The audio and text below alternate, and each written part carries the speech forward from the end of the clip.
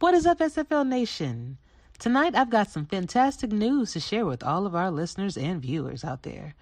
We have an exciting new sponsor on board, MyFootballTools.com.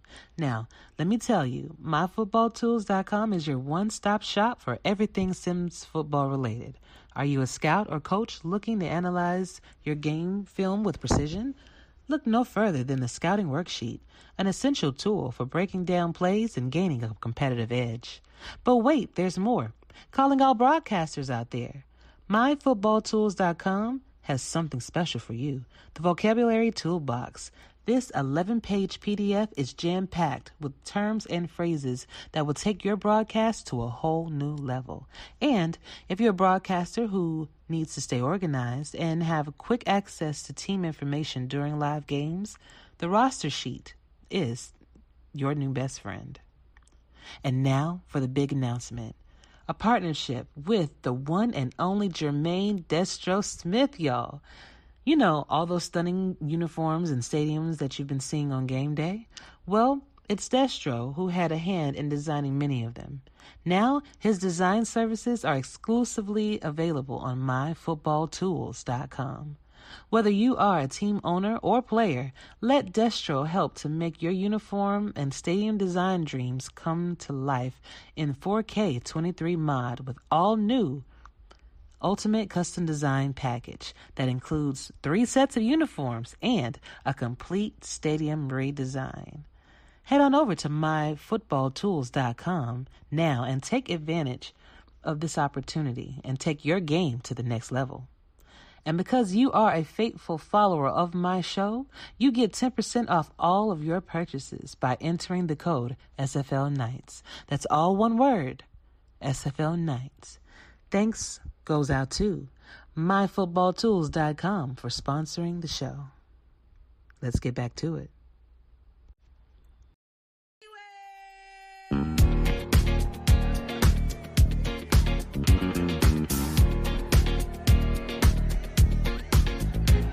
It's that o'clock, yeah, it's thick 30. I've been through a lot, but I'm still flirty. Is everybody back up in the building? It's been a minute, tell me how you're healing. Cause I'm about to get into my feelings. How you feeling? How you feel right now? Oh, I've been so down and under pressure.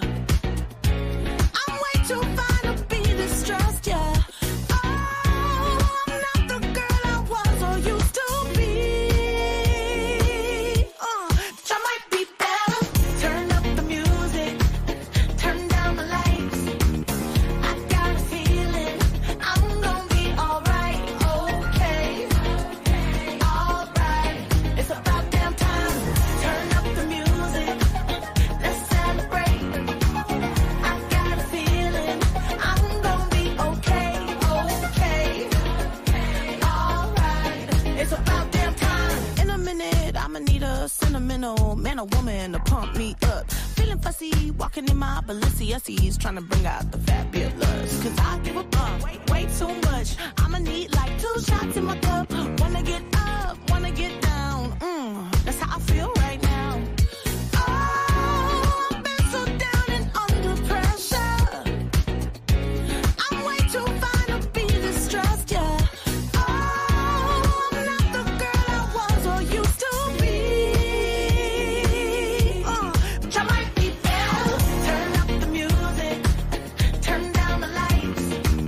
I got a feeling I'm gonna be alright, okay. Alright.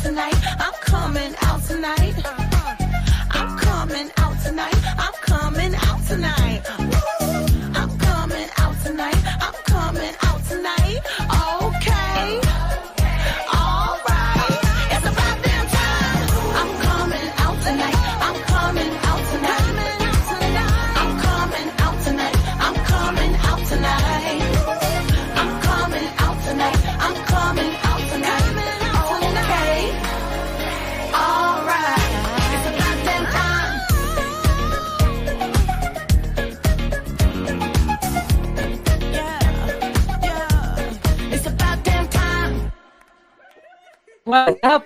What is up? Like I said, welcome back to Chill Nights with AJ Striker. Thank you so much for joining me today or tonight or whenever you decided to hit that play button or turn on that radio dial. Really appreciate it, y'all. And tonight, dedicating this show to mental health. Now, typically, I save these shows um, for off season, right?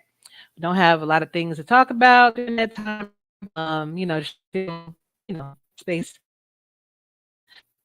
But and lately, I felt it was necessary to probably just kind of stop what I was doing and do a wellness check, a mental health wellness check on the members of the community. I typically would do this via DM, going to everyone and just saying, "Hey, just reaching out, want to know how you've been doing. Just care about you in general." And I decided to, if anybody wanted to come on the show, just come on and maybe share some stories, and we can all, work on trying to take mental health more seriously and even learn through others, hearing their stories and even how they are dealing with certain issues. You know, for one, I was married at one time. Um, Going through a divorce is not easy. It's a hardship and it does take a toll on your mental. But when you surround yourself with good people, good friends, and you focus on what's really important, that keeps you grounded, you know. So, and I had to learn that. I'm still learning that, still a work in progress. So, before I bring on my guests for the evening, I would like to acknowledge who's in chat right now. So, in chat, we have Mr. Ernest McCrae that decided to give us a shout out before we even started. First one on the scene. So, thank you so much for being here, Ernest. Really appreciate it. All right. So, our first person I'm going to bring up, of course, is my wonderful co-host. Hey, Diggy, how you doing? Doing okay. How are you? Hey, it's about damn time, right? Yeah, yeah. I like the new glasses. Thank you, man. I can see you now. Shit, I can see that you actually have bluish green eyes now. Like, whew, okay, it's nice. Depends. Depends. They're hazel, blue, green, or gray. Oh, oh, They okay. So you're change. a chameleon, huh? Mm-hmm. They change. Mm, yeah. Well, I know you wish that I would change the fact that we would count this season, but we're not going to even go there right now. Um, No. Next up, I have Mr. Justin Reside over from Las Vegas Fury. How are you doing, man? It's been a while since I seen you. I'm doing all right. Last time we talked, Cam obviously dropped Can the you hear me? PGI. Yeah, I can hear you. I can hear Good.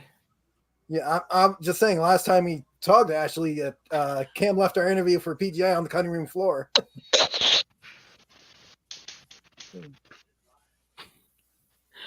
That part. Okay. So I guess we did run out of time, but at the end of the season, I'm actually going to publish all of the PGIs. So for people that did not get a chance to see Justin Reside's interview, you can see it then, and I'll make sure I send out like a notification so everybody can see it. So I apologize, Justin, Yeah, it's all right. It's but it's called that's what left he. Cam left it on the. It's on Cam. It's not on you. I put it on Cam. There we go. There we go. I'll take that. Lastly, I have Mr. John Easy Money Fullerton. John, you and that Easy Money, remind everybody why they call you Easy Money. Hey, as soon as the ball's thrown to me, I catch it. It's easy money. Run down that field. It's easy money. Simple as that. Throw it to me, I'll catch it. It'll be easy money. Okay. Don't make me look up Wait, your hold on, hold stats. on, hold on. I This girl realized wants. someone here. Ashley, Nathaniel, me are all in the West, and Uh, John Fullerton's the only Pacific representative here. Come on now. champ, son. Hey, you signed up, You signed up for this. But hey, gentlemen, thank y'all so much for joining me this evening. I think it's important that sometimes we just take a minute to, self reflect and just check on ourselves and check on each other. We can get so busy in life. Like I work 10 hours a day, we come home with the children. So that's pretty much my life right now, just working and coming home. Uh, But you do need to make sure that you're checking on others, that you care about. And so I'm glad y'all took the time out to, come out and share some of your stories, things like that. So, um, I want to start off by just asking you guys. It doesn't like if you want to start first, Justin, you can. Um, I want to know from you what is something that affected your mental health or that affected you mentally that was, that was something that you were kind of able to overcome Well, a challenge that you may have had. it was once summer games last year for Special Olympic summer games because I'm a Special Olympic Games athlete. If none of the SFL nation remembers, we were in the same division as one team that lost their coach, like I think it was like 5 years ago, by the name of BJ Yeomans. Her daughter plays on the team, and that whole Sunday before the game, I was like mentally like hard. It's like my mental focus was not on the game. It was like I was just thinking about her, Kim's mother, because she was like, how in the SFL we have Destro. She was like in Special Olympics, she's the Destro you could talk to. Obviously, she's like, Mm. she's like Destro. She can, you see her, you say hi. She can, talk to her. She's, she said she always wearing the Princess jersey, and it was hard on me to mentally focus on the game. And then, it was like the whole thing. I was like crying and all. My mentality was like very low. And then once we got the field, my coach said, "Hey, we got to play this game. Kim's mom's, may not be here, but we have to play.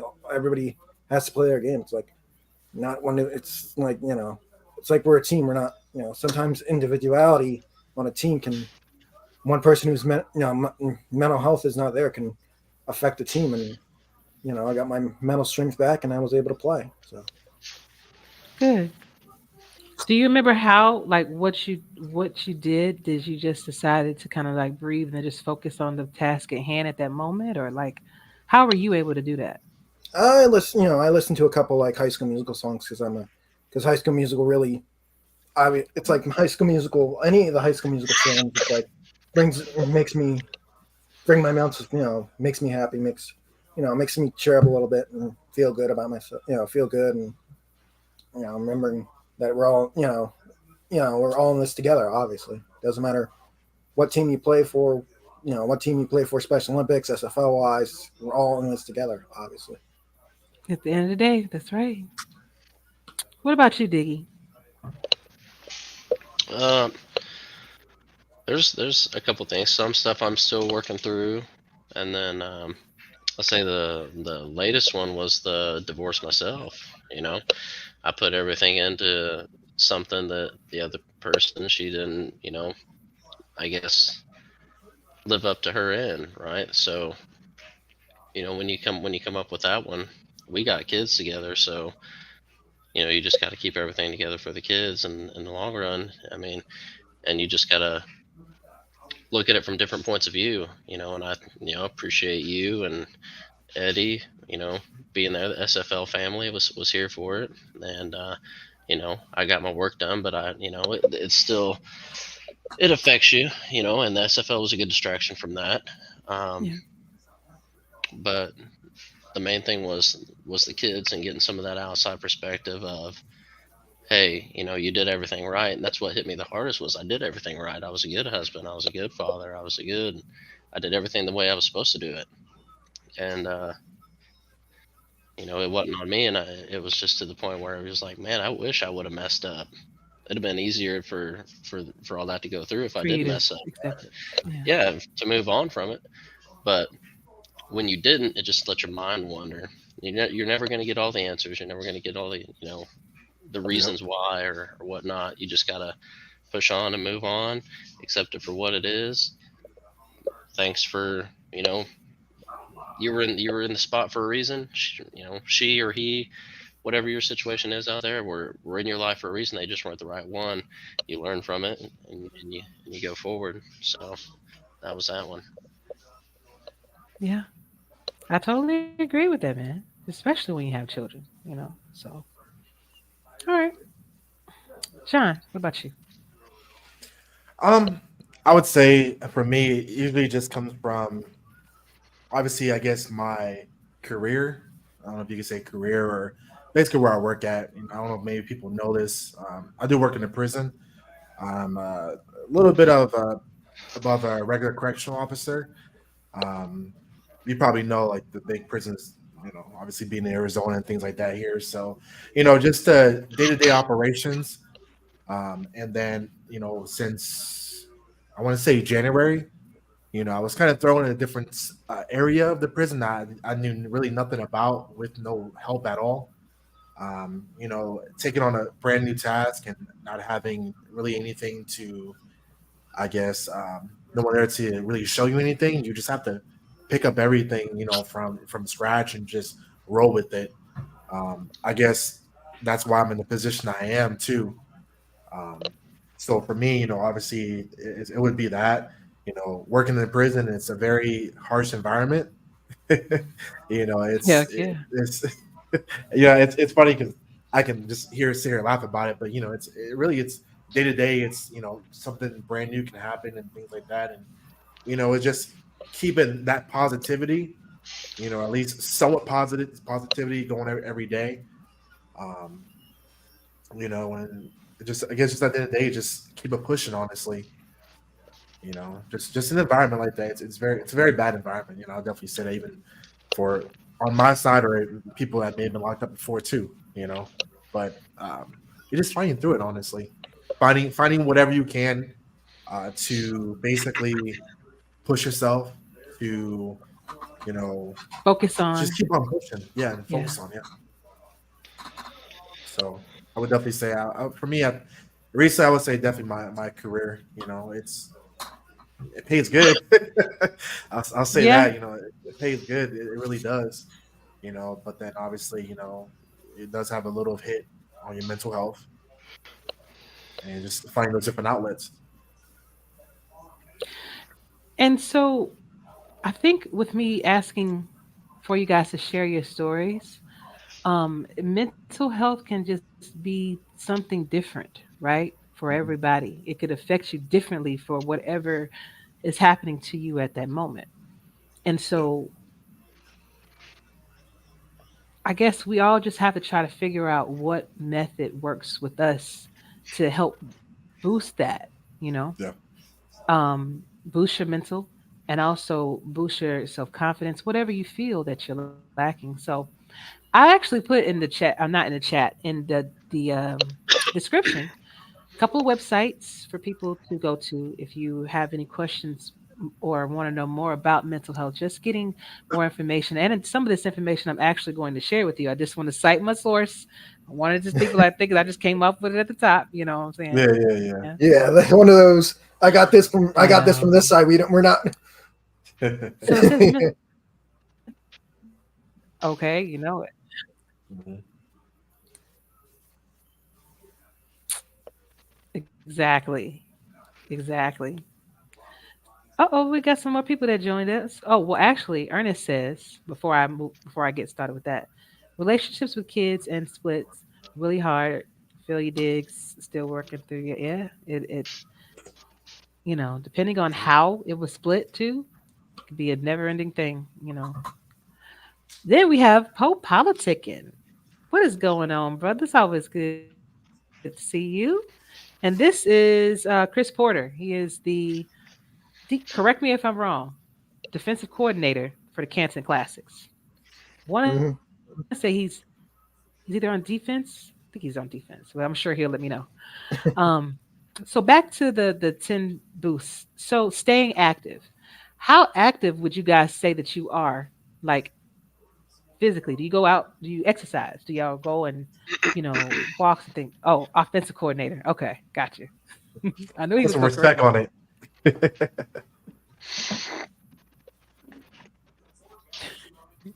I know, right?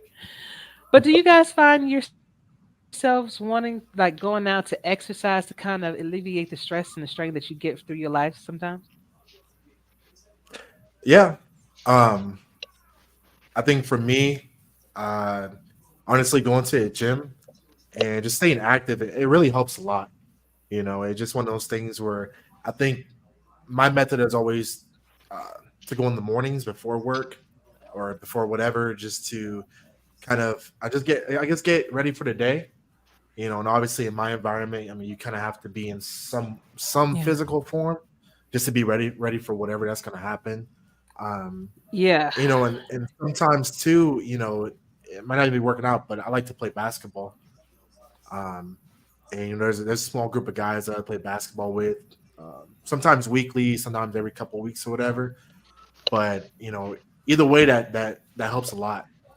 You know, obviously the endorphins or whatever that flows through your body or whatever. When you're working out, it releases and just makes you feel better.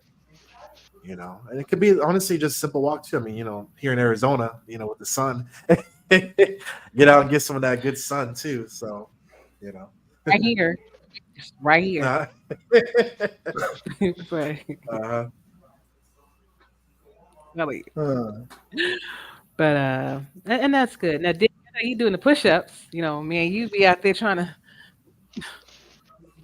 Yeah, we do the You finding it's helping? push-up thing. I don't know how much that's helping me. I mean, it's only like 10. hey, 10 better than none. yeah. I mean, it's Well, I'll do the home gym Yeah. stuff. I don't like. hey, Dick, is at least you're not doing the push-ups for Ashley's interceptions this year. Yeah, he is. yeah. I'm doing them. I just haven't been throwing that many. I know. Thank you. Yeah. Now you spoke. See, that's what he did. He tried to get you to speak, and you spoke. No, like he was saying, I don't go to the gym as much now. I got some home stuff that I do. I got some home equipment stuff.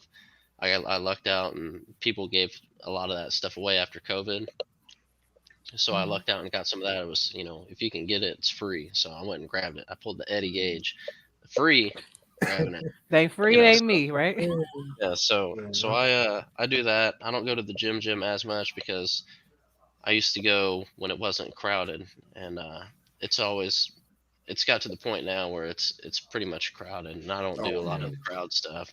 I'd go at like John, easy money, right? I would go after work, and it'd be midnight, 2 a.m, and or 5 a.m, and it would still be busy with kids. I'm like, why aren't y'all in bed? You got school or something?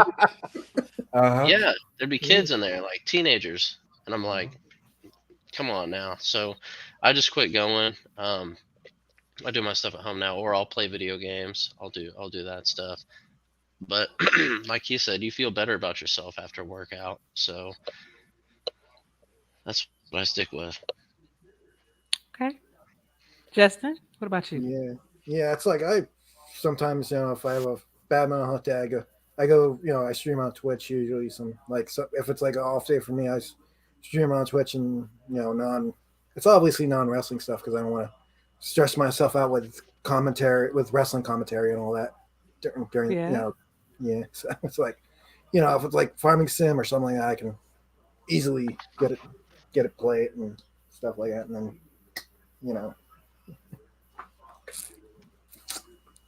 because I can't go to the Special Olympic gym really because it's open until I don't know, it's only Welcome, open TJ. day. It's good to see you. Yeah, it's I'm about to say it's there are some open certain hours, and I know there's a lot of stuff going on now, and I want to be like, oh god, this is going on right now.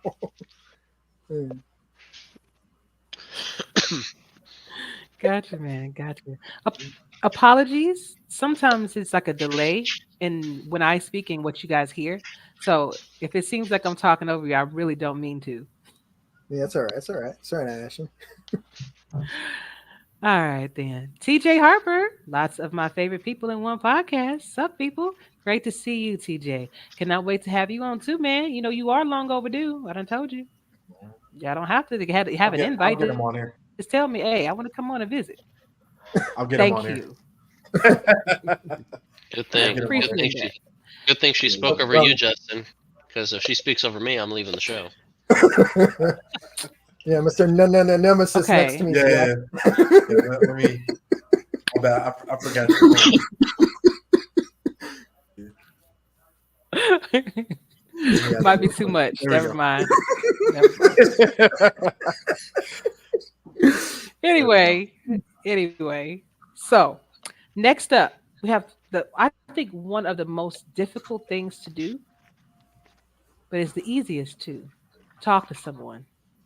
Hmm. How often do you take the time out to talk to someone and tell them how you're feeling? How often do you feel, even by being men, so men have this stigma where you can't you're not supposed to show emotions, you're not supposed to cry, you're supposed to be hard, you're supposed to be tough all the damn time. And I feel like at some point there has to be some emotion that builds up and then it comes out in a fight or it comes out when you don't want it to. So before it gets to that point, do you guys find yourself talking to someone to try to alleviate the stress that you're going through? And I'll start with you first, Justin. Yeah, it's like I've all if it's like I've when it's like floor hockey or softball or baseball, I could talk to coach like my coaches and tell them you know tell them that hey I'm a little mentally drained or something, and they'll tell me like hey get your head together or you know like get your head in the game and stuff. It's like not even it's like don't need to be mentally stressed while you're playing a big game or something like that. Like the like the big like the gold medal or whatever medal you're participating for. It's big. It's big. It's always big every Mhm. single time. It's like you're kind of like it's kind of like you're. It's like when my softball team plays like a bigger team. It's like we feel like we're the Arizona and there are a bunch of Baltimores out there. Right. Like how you threw that in there. Easy money. You we go. talk to somebody? Yeah, I you know what, I think my girlfriend hears enough of it. But no, it's no, honestly, I would say within the prison, you do definitely get some close buddies.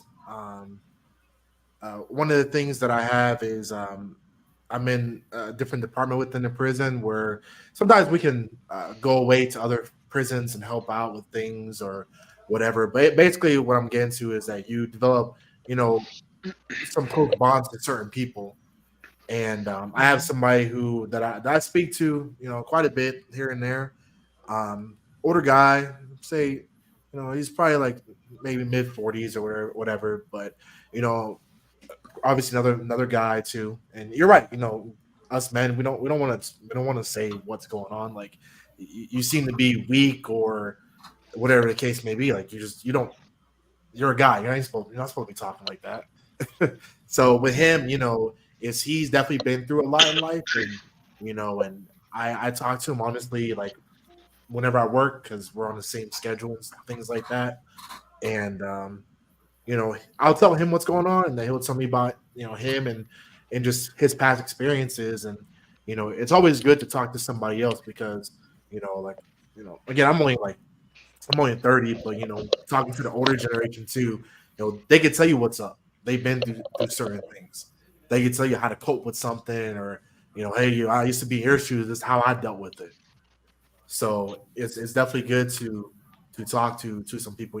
Maybe if you don't feel comfortable with certain people, look who's around you as far as your friends, and kind of spark that conversation, see what's going on, see how they are, and then before you know it, you guys are all hugging and stuff, or not really Yeah. hugging, but just saying hey, like okay, like you know you guys are talking for hours, and boom, you Yeah. guys said your whole life story to each other. So And before I let Diggy speak on this, I miss my grandmother. I miss my grandparents, you know, because you could go with they see things, they've been through so much, and they see things through a grand scope of things. And then they'll look at you like, okay, whatever you got this going on, I promise you it's gonna get better. And it was just something about having talking to the older generation that brought you that comfort, and you had that wisdom there that you could just guide, use as your guide if you were smart enough to. Some people just wanted to go ahead and do what they wanted to do, and then they find themselves in certain situations and stuff like that. So, but I do miss my grandparents. I miss that. I could definitely. I mean, it sounds, by what you're saying, that they're definitely involved in your life, quite a bit. Um, Yeah. Mine were the same thing. My grandparents, they actually raised me. It was my great Yeah. grandparents. So, and yeah, that kind of definitely strikes it hard a little bit. I'm Yeah. not gonna lie. I definitely know what you're talking about. The grandparents, it's definitely a joy to have grandparents in your life. Man, I thousand telling you. percent know what you mean. Yep.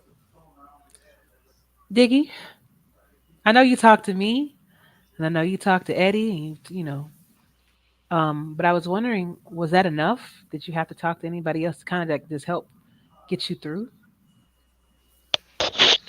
Um, I talked to you and Eddie, and that's and I talked to Mike as a buddy through here. You know, I'll hit Yeah. BJ up every once in a while. When he ain't busy, but that's just some camaraderie I've built through the SFL. I don't trust a lot of people, and so if you made the list, congrats to you. But I spoke with you the last time you did the show. It was Hmm. who was it? It was me, you, and I can't remember right now. But Jorge about my own, Torres. yeah, Torres. um, about my own issues, the anxiety, PTSD issue stuff. So it took me a while to get to that point to accept the help, pretty much, right? Right. Because I always said I never had an issue, and then to accept the help is the big step, because not only do you have the man side of something, you have the military side of something, where if you seek help, you're weak, or you're a sick call ranger because you didn't want to do something, or you know what I'm saying, like you you went and sought help instead of handling it yourself. Drink water and rub dirt on it. You're fine. So Mhm. um, so that was that one. I still, and I have for a long time, talk to a therapist once or twice a month, every month. So that's somebody outside I talk to. And like I said, it doesn't make you weak to seek help. It makes you, stronger. So you're not failing because you sought help or got help. And that was the other thing I kind of wanted to pop out too, is a lot of people view the numbers or websites that you said you put in the description, right? Hmm. They view those as suicide hotlines, and they're not like that. There's the crisis line. The crisis line isn't for just, hey, I'm feeling like taking my life, or I feel like I'm going to hurt somebody, or I feel like anything like that. They're there just for you to talk to as well. So if you don't have anybody, say your grandma was the one person you always talk to, and you're not comfortable talking to anybody else, the crisis line isn't just there for the big reasons like that. They're also there to lend an ear. So you can hit those lines too. Good stuff, gentlemen. Good stuff, man. Um, Next up is making social connections face to face. So as we know, COVID-19 put us on ice for a good 2, maybe 3 years. You're scared. You can't touch nobody. There's no contact. You can only do something like this. With COVID-19 and how detrimental it was to social, those social aspect of society, how do you find yourself dealing with that? Did you ever lose that?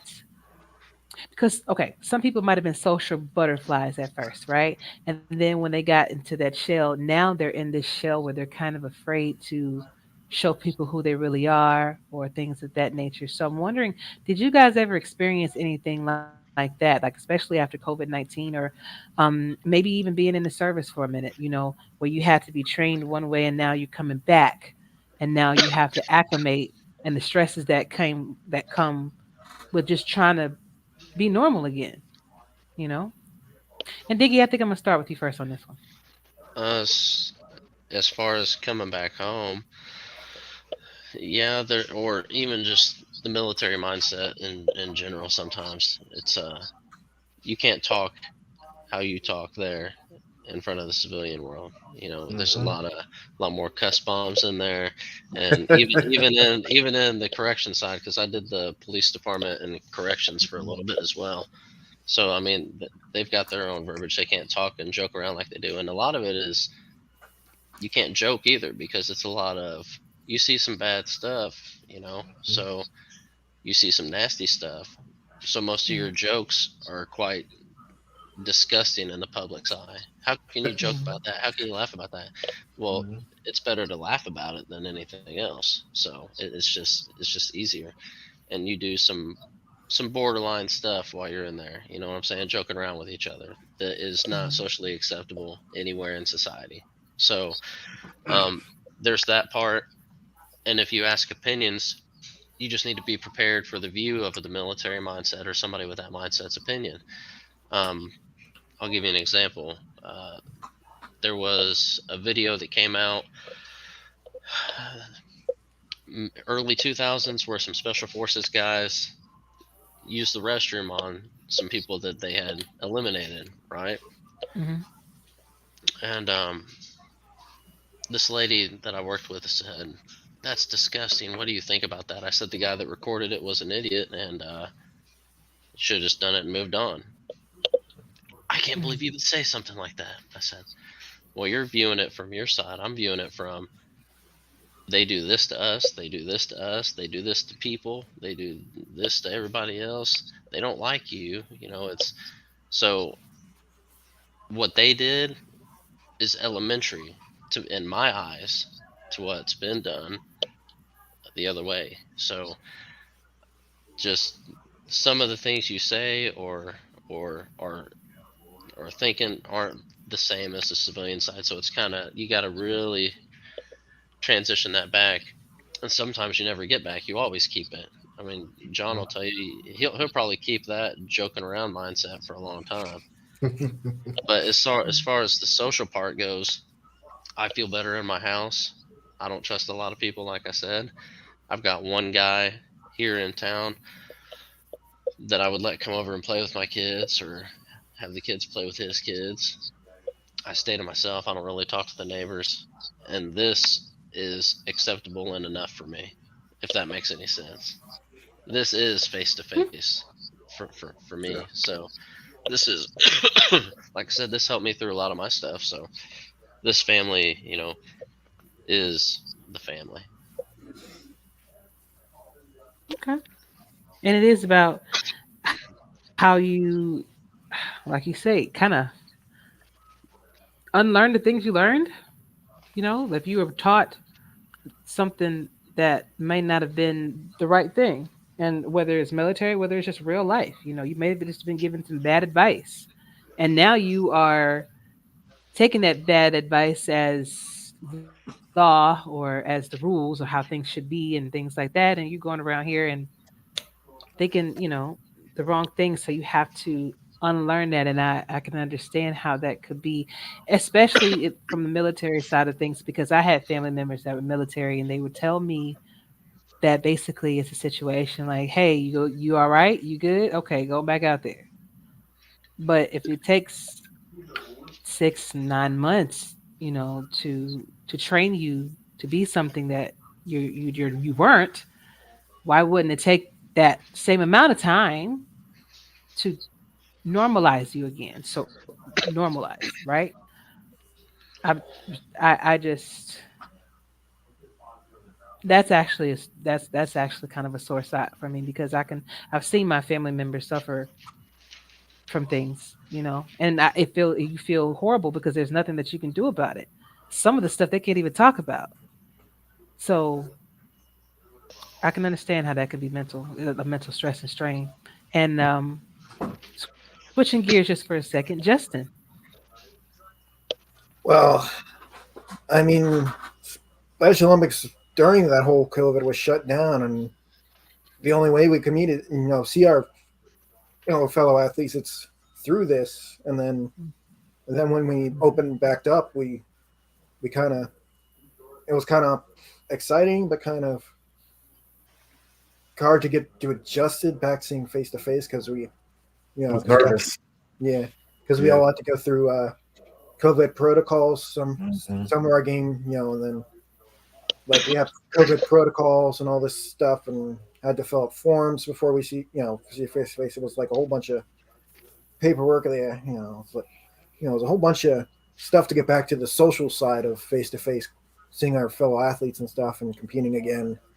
Because it was like, because it was like 20. I think it was when we got back to a normal, kind of a normal thing. Was 2021? Was it? I think it was 2021 because most everything was shut down during that whole the 2 months of 2 years of COVID, and then 2021 we got back to softball, and it was all of instead of a normal kind of a huge summer games we have every summer, it was it was a game.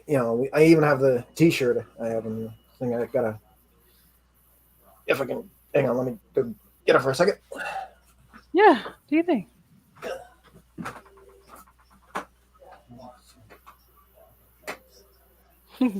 He just happened to have it tucked away, huh? Mhm. You just have to have it right back there. There it is.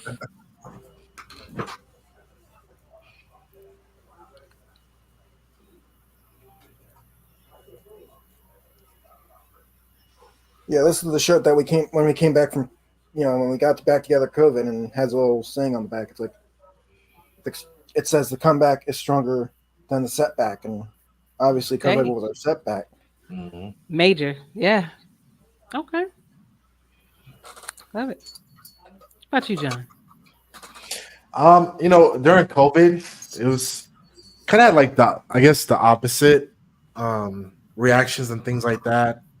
Because a lot of the um I would say the prisons. So I worked for a private prison. You probably know it. Actually, it's around Eloy, Florence, pretty big company, but Yeah, yeah. I do. So one thing about I them do. is they have prisons all throughout the country. So during COVID, a lot of the other prisons were like understaffed like crazy. So myself and a group of guys, we went to it was like Tennessee, went to Tennessee, went to Kansas, Ohio. So in some ways, it was kind of like and the guy that I was just talking about too, like he went with me a few times, so it was more bonding too because with everything that was shut down, I couldn't even go to Waffle House down the street because it was closed. So it was one of those things where everything else there was nothing around us, so we only had us. Oh, I hate. Mm. So, um, during that time, it was, I worked a lot, and just, they paid for obviously us to fly out there, and we were out there for, a couple weeks at a time, and things like that. And I worked a lot of overtime, a lot of hours. Come back, they will put us on quarantine where they wouldn't let us go back to work because we came from a facility that was Mm. uh, like I want to say a high percentage of the prisoners had COVID, so they didn't want us to spread it. But they would send us back out there. So Mm. a lot of work. Bonuses were given out because again, they couldn't get staff. A lot of staff that they currently had, they were positive for COVID, or people that they didn't want to. People weren't really looking for jobs because I think that's when they also had the unemployment checks going on or something like that. But either way, our numbers were Mm. down like crazy. So, with me, I was working a lot, a lot. Obviously, um, kind of like what Diggs was talking about. I like to play video games too, so I luckily have my little gaming laptop, and that kind of built up some of the time, and then hang out with other guys, maybe have a little cookout or whatever, and then working. So definitely during COVID, it was you know I had uh, definitely a different interaction with it. Big difference. Oh yeah, oh yeah. I think everybody was affected in some form of fashion. Mhm. I'm a hugger. So like if I that's the first thing I would do when I see people. And Yeah. so all of a sudden now I can't do that. It's just like, oh I don't know how You to do give an this. air hug. Give an Yeah, air hug. Yeah, we I used to. just Yeah. Yeah, No. I just we I did just good But stay game. back. Stay back though. Just air hug. Yeah, in Special Olympics we did elbows. Next, Yeah. I just yeah. I just I mentally pictured you chasing everybody trying to get a hug during COVID. What's wrong? Yeah. Yeah. Yeah, Everybody with the Nah, mask bro. on. yeah, running from her. Let's Put see. no hand sanitizer all over you, honey. Crazy. Oh my god. But yeah, that quickly stopped. But once it was over with, and once I was, kind of able to get back into, you know, that interaction with people, that's me. That's always been me. I've always been one of those people that, it'll take a lot to get on my bad side. It really does, you know. So I just express, my love or my friendships, oftentimes, physically, giving hugs or whatever. And when you don't do that, it just feels like something's off. It feels like something's wrong, you know, because it's something that you're so used to doing. It's just like breathing air. So, but once I was able to get back around family members and actually just even be able to give them my aunties and uncles hugs, it felt good and it felt like it was something that was really needed. Next up, appeal to your senses. Now, Justin kind of alluded to this a little bit earlier when he was saying that he listens to High School Musical to kind of get him through, um, how he was feeling. I'm a music lover too. Like I have a flute. I promise y'all, one day I'm gonna get on here and I'm gonna play Oh guitar. man. I love all type of music except the heavy metal, bro. I can't. Oh My head, god. my Yeah. head. It Yep. it just Yeah, don't. yeah. I It's like can't. some But song. Yeah, like hold on. Like some songs when I'm in one stream, somebody's like, oh, when they have it as a theme for their wrestler, it's like, oh my god, dude. It's like some of them go, why do they you're have like, this rock song as a theme right now? It'll drive them hey, nuts. some people, some people feel like they rock stars. Even in a fake wrestling league, you gotta build that, that character up. TJ Harper says, "Love the slogan for the Special Olympics." Thanks for sharing that, Yeah, Justin. that was yeah, that was And 2000. Yeah, that was 2021 when Special Olympics got back together, man. That's what the actually, I am TJ. I am a flautist. That's what proper is that it? term. Yeah, proper terms. Yeah, can we? Yeah, are we doing phrasing right now? I mean, we might. Maybe I could do that on another show. But so, what do you guys do to appeal to your senses? So, like for me, it's listening to music, or maybe just I love sitting outside, even though it does some. Yeah. Disclaimer: it's usually a lot cooler. It's not Uh-huh. 115, 120 degrees, It's but I 100. like getting That's that all it fresh is. air. This, I mean, it's 56 here on the East Coast now. Yeah. see, but Diggy, how do you appeal to your senses to kind of get you in that place of being like mellow and just like, okay, I'm gonna be all right. Music's probably one of the best ones, but I got to be careful because music. I'm one of the people. Music means something to me, like Yeah. deeper. I'm listening to the lyrics of the song and the message of the Mhm. song. I'm not just listening to the beat. Yeah. Yes. So I'm one of those where it actually means something. So I got to kind of watch what I listen to. I'll listen to some to chill. Listen to. I like Frank Sinatra. I like Citizen Cope. Citizen Cope's "Sideways" with Carlos Santana is killer. Okay. You gotta So send me that one so I can hear it. yeah, it's a good one. That's just one if you just want to, Mhm. So I'll listen to that stuff. I'll listen to a little bit of everything, or I'll read. But it's kind of hard to get that chill, quiet until the kids go to bed. I Yeah. trust me. I Mhm. know. It's a lot of go out for 5 minutes. If you can get 2 minutes of the 5 minutes to take a smoke break, and then Mhm. Yeah. you still get it. No, they're gonna follow you outside. I already know. Yeah. I seen you.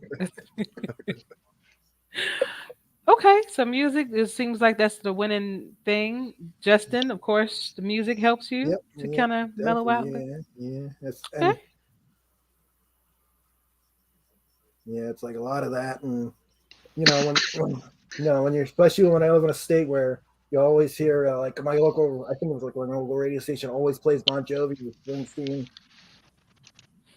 That is very chill music here. Because it's the state I'm from. And, I'm on the East Coast, and even though I play for a team that's on the West Coast, obviously. Mm-hmm. Mm-hmm. You could always jump ship. Oh, don't do that to me. Uh-oh. There they go. Come on, No, because Ashley. then John gonna be like, Ashley, Uh-huh. what are you doing? Yeah. No, I never. I was just kidding. Uh-huh. That's a problem. What they call it? What they call it? I forget what the word is. Not like tampering, but No, it's not that because I didn't. It's yeah, not like I was saying come over the free here. agency. Yeah, she's sipping the tea. You can move over. Hey, we made Eric Price sip instead of Uh, sipping that Denver tea, we made him sip the let's see. Vegas tea. So Hey, we done did you that got already. Oh, I got Chuck. What about you, man? What do you find? Is it music or is it something else? I'm definitely in the same boat with Diggs, where I love to listen to the lyrics. I think a lot of times it's digging into the albums. Not for me, not really listening to what's on the Yes. radio. Kind of, you know, uh, like just seeing what an artist has more to offer in an album. So like Hmm. for me, you already know where a generator where I live at. Each of my day is about a good 30-35 minutes to work driving. So Yeah. it's turning the stereo all the way up, having my car play going on Spotify.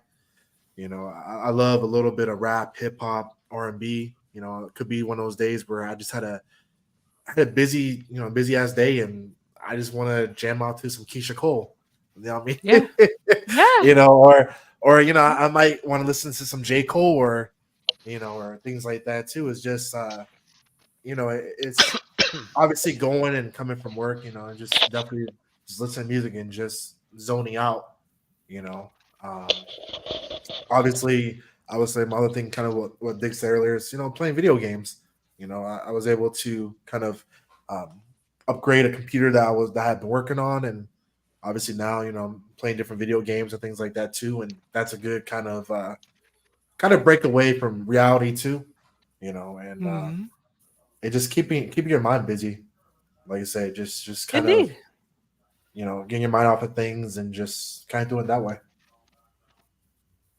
Indeed.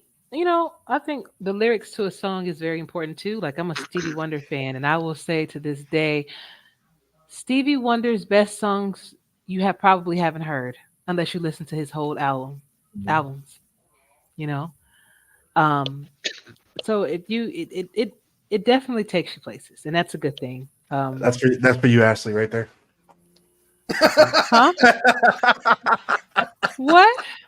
Sipping the tea. What happened? Sipping the tea.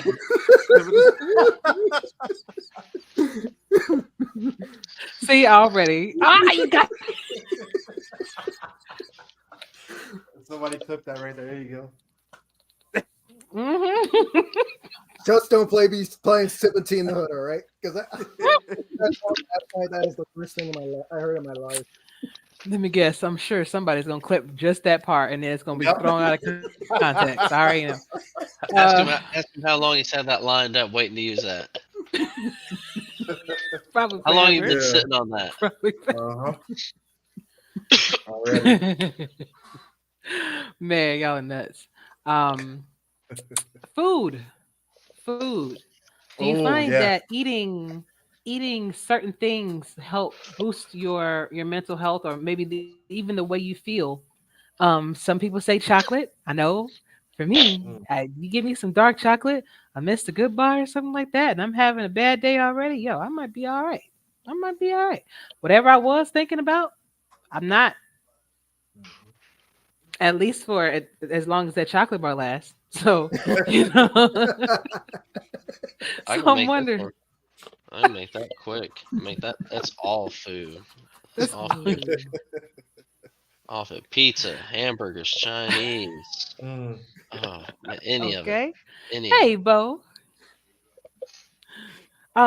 Yeah. So you had the pizza, the hamburgers, this all of that. So when you eat that, do you feel Donuts, okay? candies. Because hold up, hold up. Because you naming a lot of foods. Okay, well, I just said chocolate. Now you naming all kind of fatty foods too. But do Uh-huh. you eat All good. vegetables? Do you Yeah, eat salads? yeah. Think But about you're. it. I'm talking like. You're It's talking. that You're talking grease. bland. You're talking bland. I mean, broccoli and cheese. You know, I cook all the time. Uh, I cook myself. But no, just food itself in general. A good steak meal. mm. Any of it. Yeah, All good. yeah. I'm in the Wait, are you moment. talking about thick and juicy? Oh God, I was about to say thick and juicy. Yeah. You Damn it, already Tom did. Martin. It is. There you go. There you go. You Clip know, that. I asked him if he could be on the show, but he said that he was busy. So Clip that. thick and juicy, he should be here, but he's not. Um, Mhm. Damn, darn you, Bo Martin but Jr. Name your player that. Come on, man. that's what he did. Hey,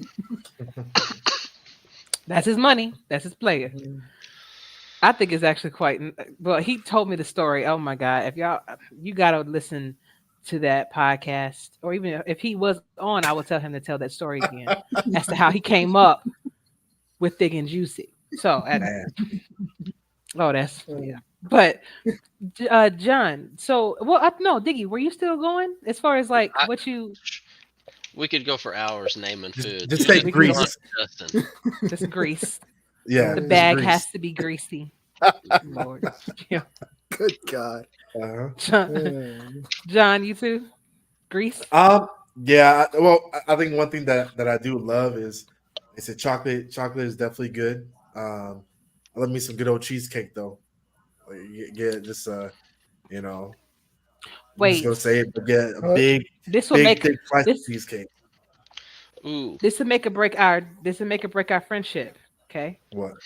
Do you like the one that's like thick, or do you like the one that's like I don't know if you've ever been to Maggiano's, but there is this kind of like soft, where it's kind of like it's just soft. But then you have the thick one, kind of like Mm. Eli's cheesecake from Chicago. Oh my god! Oh my god! So like, Oh my do you God. like it thicker or the whipped kind? thick, Mm. thick, thick. You know, I, Stupid, yeah, bro. I would say yeah. I do. You Stupid. know, I like my cheesecake well proportioned. But that's He said he Okay. likes that cheesecake thick. He likes it yeah, thick. yeah, Thanks. yeah. Thank you, No, I Diggy. didn't That's say all that. I I need. said well proportioned. We Well proportioned. We talking No, half the pie? oh yeah, just cut it down in the middle. Just Yeah, right there. yeah. But no, yeah, cheesecake. Definitely some cheesecake. But like Dick says, like oh yeah, some pizza. Uh, honestly, definitely a good steak. Um, but yeah, food. I Yeah, mean, cook it's right. it's kind of like it's kind of just like we're doing something physical. I mean, you have food and it just fills you up, and like I said, you get something that's real good. It has to have grease at the bottom, and there you go. But then you feel bad after because now you're bloated and you know Greasy. yeah Some hibachi. yeah Oh, there you go. Like something grilled, something nice. But my point was there are things that we could definitely eat that would make us happy and, give us that jolt. But eating healthy overall could actually have a better um, effect on your body, thus having a better effect on your mental health. Because, I mean, your head is attached to your body, and whatever you put in it, it's all going everywhere. So, just make sure make sure you eat, really good. Uh-oh, now I know everybody on this panel and probably that's listening to this right now has an issue with this. Sleeping. Getting the proper amount of sleep putting away the Oh yeah. TVs, the telephones, computers, hours before bedtime can definitely help. Yeah, Um, do you do this though? yeah, I do. Unless it's unless my like if you say if it's NHL and the Flyers on the West Coast, it's like I'm staying up till that game's over and then I'm going to sleep because I'm West Coast games, man. They can be Yeah. them late games on the West Coast, man. When you're on the East Coast, jeez. Hmm. Anybody else? Mm. Do y'all get What, enough Nick? sleep? What's Do the you- prop? What's the proper amount? I think They it's like seven, say 8 8. hours. Yeah, 7 to 8. 7 to 8. Yeah. Hmm. Yeah, I mean, Yeah. it just depends. Sometimes I'm waking up every hour, or I can sleep most of the night. That also depends on what kind of sleep aid you take. You Mm, know, if okay. that's hey, some people take 2 beers and that's their sleep aid. Some people take some gummies, some people take melatonin, some people take. So it just depends on what your sleep aid is. But Milk, I can, warm milk. yeah, Yeah. I can also do. I can also be good on. It's like power sleeping, where you sleep for an hour and you felt like you slept all night. Oh, you guys had to teach me that one. No way. Yeah, it's just. So, So I doubt I'm getting the recommended amount. But I got to wake up and get these kids going too. That's why I try to go to bed. Yeah. Hey, there, at least you're not like Eddie doing Sims every night. Because I can see Eddie on a sleepless night doing a sim. definitely. So you like that boss baby, right? Where he just do the power nap. Ugh, I'm good. I can't do Yeah, that, man. I can't do it. I would be upset. That's why I have to try to get as much as I can at night. Because if I go to sleep for 30 minutes to an hour and you wake me up, I'm gonna have a full attitude. but they I- say you can get too much sleep. If you get too much sleep, you act that way. Yeah. Yeah, Yeah. because you're tired. So It seems like you're tired of sleeping. yeah, It's weird. you're more tired. Yeah. So there's a balancing act, I believe. Um, so now we all mentioned video games. Well, I didn't, but there are times where I get on GTA and cause a lot of havoc. Just try to go 200 miles an hour. That kind of thing. Because I cannot do it in real life, right? I mean, I could, Yeah, but exactly. Yeah. I'm gonna be with John, so I don't need to Uh, be over there with John. don't be I don't asking for need no that. extra privileges either. See? Uh huh. Nah, yeah, well, we'll Yeah. work that out. Um, but so when do you guys tend to make time for leisurely activities, or even taking the time out to just really contemplate life? Just taking a moment to really just sit back. Now, Diggy, with the children, I get it. You barely have time to do anything that you really want to do, but do you do you intentionally make time for leisure, make time for yourself? And the same question for everybody. Yeah. I make sure she gets a nap in the afternoon. It gives me Mhm. time to do some stuff. I'll try to do it while they're preoccupied. I'll preoccupied with whatever they're doing. But my main time is making sure they're in bed on time, the same time every night. That way, I've got me time from an early forward until I go to bed.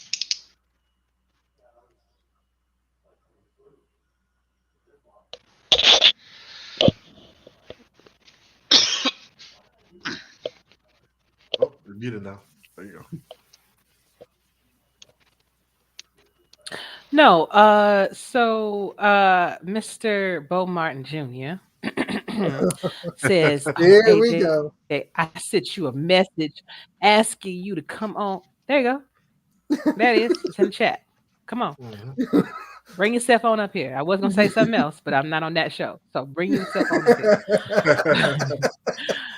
Oh, and TJ says, by the way, John, he makes mean cheesecakes. Mhm. Ship it. I When know the ship there go. I know somebody that really does though. Skippy.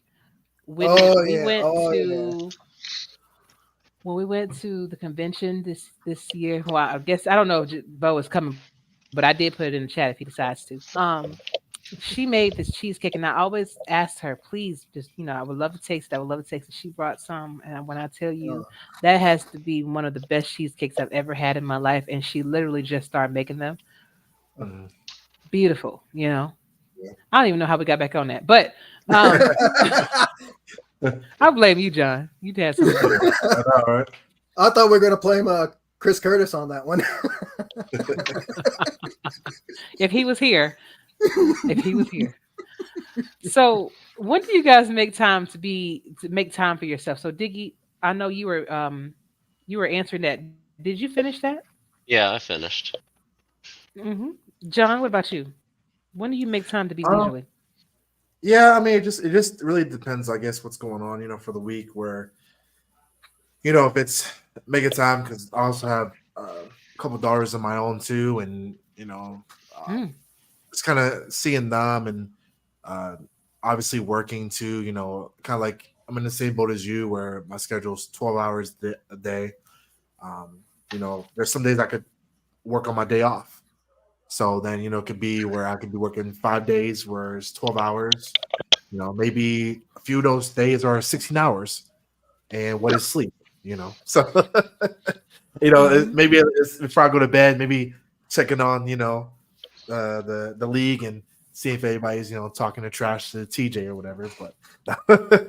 But, yeah, no, it's just, I guess, I kind of don't overburden myself either where, obviously I want to, get the overtime and everything like that. It's good, but you know, maybe I want to keep that one day off for myself, to clean up around my area Hmm. or, just make sure that I'm good too. Cause, if you keep on working and working and working and working, like, you tend to let things go or you tend to forget, hey, I'm on my last pair of underwear. So I think I need to do some laundry. So, Hmm. I'm my last Oh boxer. man, I'm So, telling you you. know, I can't, go commando now or whatever, but you know, um, I got to at least make that one day, make it a one day, keep that mental note, but keep that mental note. Hey, this I'm gonna do this day, this day, this day, and then for that day will be my doing whatever, whether it's spend some time with you know my girl or clean things up or just whatever. But it's just keeping a mental schedule. Also maybe writing it down, maybe putting your phone. Hey, these days I'm working or whatever, and then this other day I'm just going to relax. So some days it's good not to do nothing either. Yes, But yeah, yes, yes. Just hmm need more of those days where you just do absolutely nothing, though. But life happens and you got to keep moving. Um, exactly. Justin, what about you? Yeah, it's like I keep them. It's like I always. I work like like there's like certain. Like I work like Wednesday, Thursday, Friday from like 11:30 in the morning till 4:30 in the afternoon. And then and then when 4:30 hits, I'm like I could do some leisure. I could do some stuff I need to do here. I need to. It's like when 6 o'clock hits, I need to be in this Twitch channel because I have to keep my wrestler, yada yada yada, and then all and then some certain days like Saturdays, it's like, ooh, I can, if I don't have if I don't have a game to start, I can just relax, enjoy the SFL, talk with everybody in the in the YouTube chat because it's not, if it's not Vegas playing, I can just, talk with everybody and talk about the game that's going on. It's like unless Rochelle needs me to emergency stat that day, it's like that's my it's like a when I'm not starting an SFL game, that's my kind of my leisure time, like time for me Okay, to stat. I like it. Two more topics. Find purpose and meaning. So this is different for everyone, but finding purpose in your day is a big factor to good mental health. You can try one of the following. Engage in work and play that makes you feel useful. Invest in relationships and spend quality time with people who matter to you. Volunteer, which can be enriched in your life and make you happier, which can be an enrichment in your life and make it happier. Find ways to care for others. which can be as rewarding and meaningful as it is challenging at times. Um, think of one good deed or gesture to do each day for someone else. Um, so I'm wondering, guys, do you take any of this, or are you implementing these things in your everyday lives that would try to help you um, to boost your mental health, or even just try to help you feel better? Because I know for me, um, when it comes to find ways to care for others, which can be rewarding and meaningful, like my job, I deal with the public. And as much as I love people, sometimes it could be very daunting, and you want to help everybody, but you just can't. Um, so I'm wondering for you, what's up? Look at who popped in the room.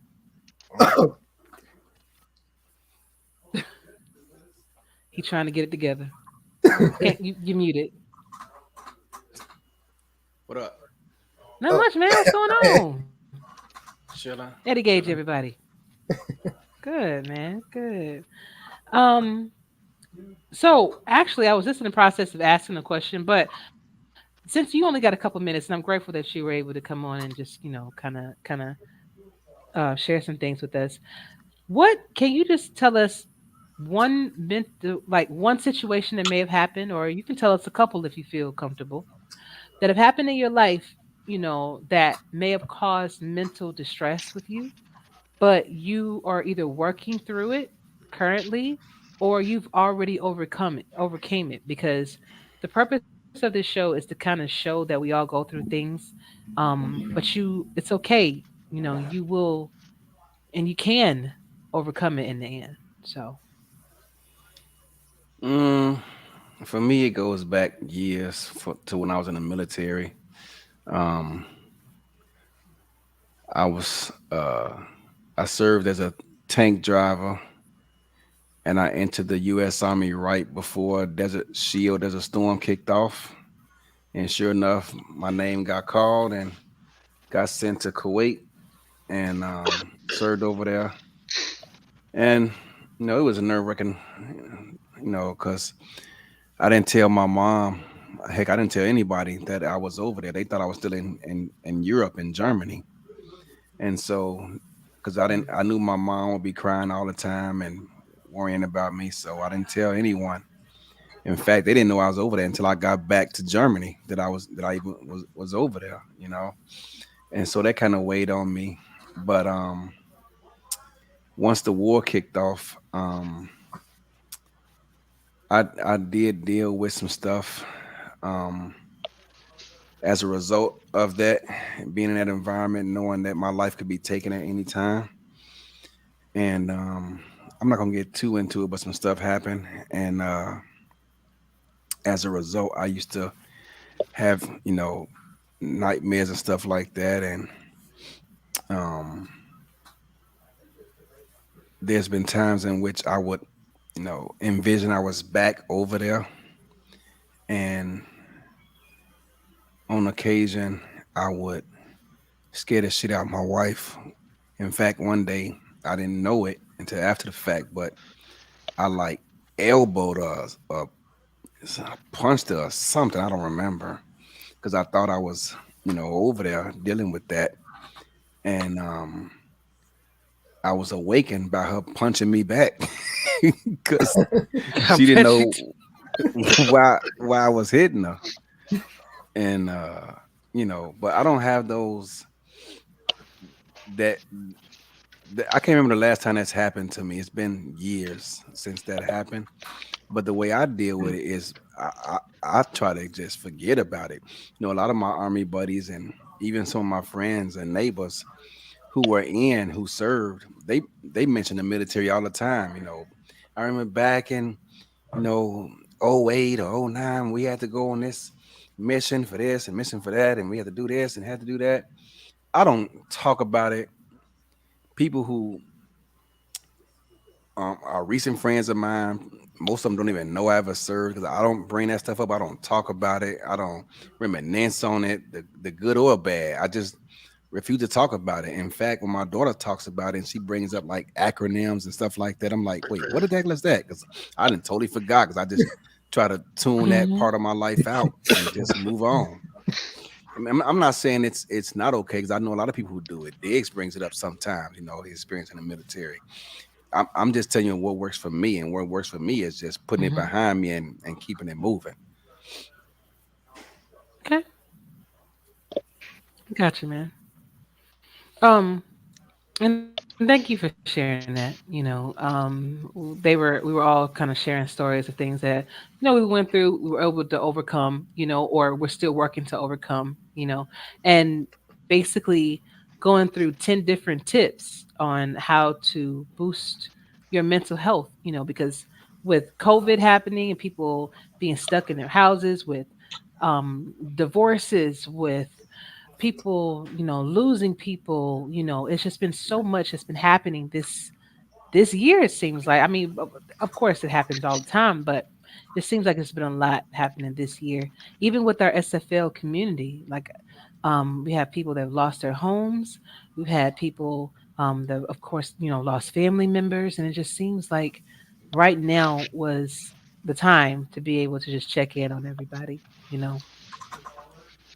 and just wanted to know how y'all, how you been, Um, Another thing I kind of wanted to ask you, Eddie, while I had you here, Mm. were you able to talk to someone to, or have you talked to someone about things that have happened in your life that affected your mental?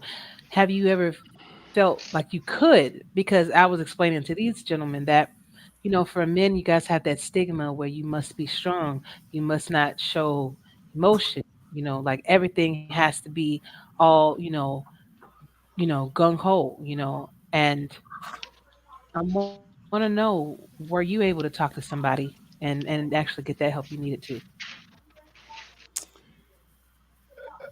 I or did it haven't help? I haven't because of what you said. I don't I I never bothered reaching out because I mean back then it's probably even worse. That stigma, you just gotta man up and deal with it and all that. So I never, spoke to anybody about it. In fact, that story I just told you as the first time I've shared that uh with someone other than my wife. I think probably ever. I don't think my family even knows that story, with the exception of my wife. Yeah. So, but like I said, it doesn't bother me like it did back then. Back then, those nightmares were, I won't say frequent, but they were common for me. And I don't know what happened, but over the years, I just learned to put it behind me and just move on. I don't think about the military. Only time I really think about it is when, like, I remember when Dave had his show, and he was asking everyone who's in the military to show pictures of themselves when they were in and stuff like that. But for the most part, unless it's a military holiday or something, man, I put that stuff way back. Because I dealt with a lot of stuff. I think I told you about that time I almost drove our tank off the cliff because I couldn't see. It was Yeah. dark, and we almost died. And it was halfway hanging off, and I didn't know it because it was dark. And there was another time in which a bullhog was trying to get me. I couldn't see. I was in Germany. It was dark as fuck. Couldn't see nothing. And he was sniffing around for me and stuff like that.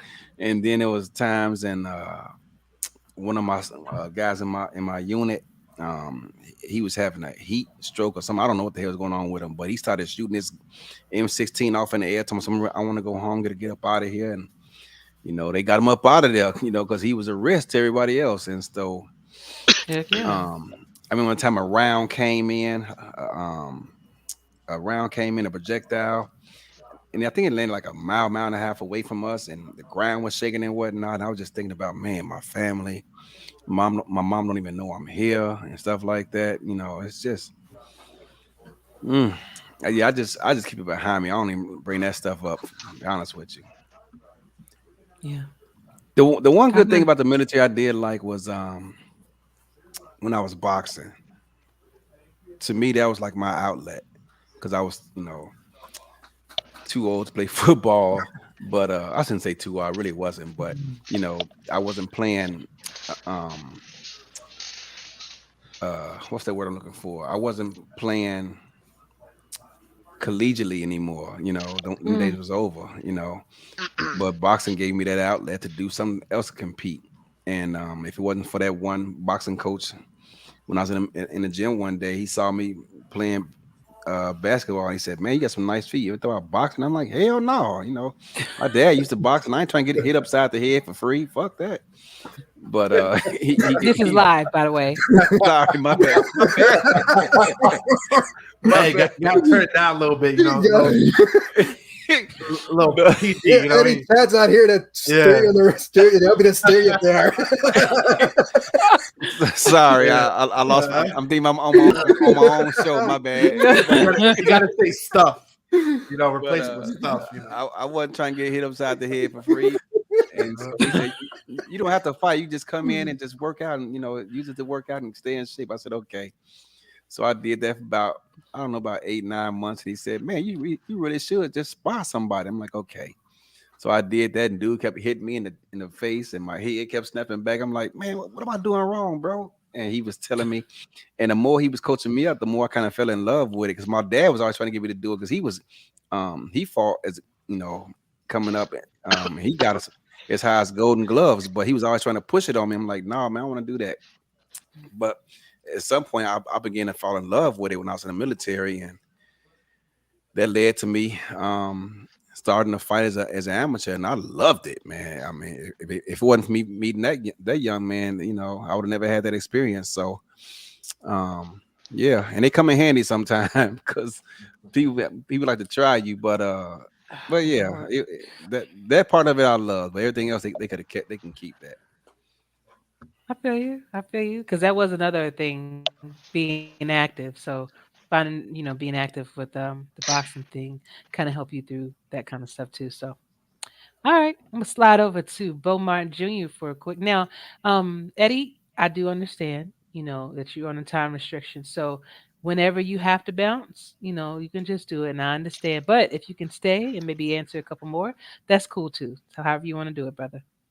All right. Um, Mr. Bo Martin Jr., Mr. Thick and Juicy, finally made You already has know. arrived.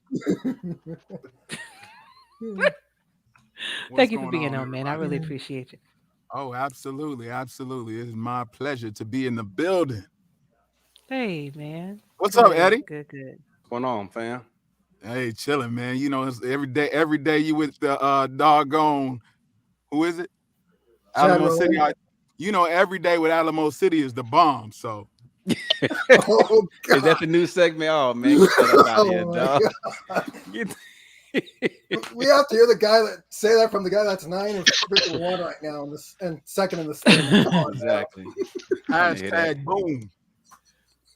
Get up out of here, Bo. You Keep knew it he was gonna moving. say that. What's going on, everybody?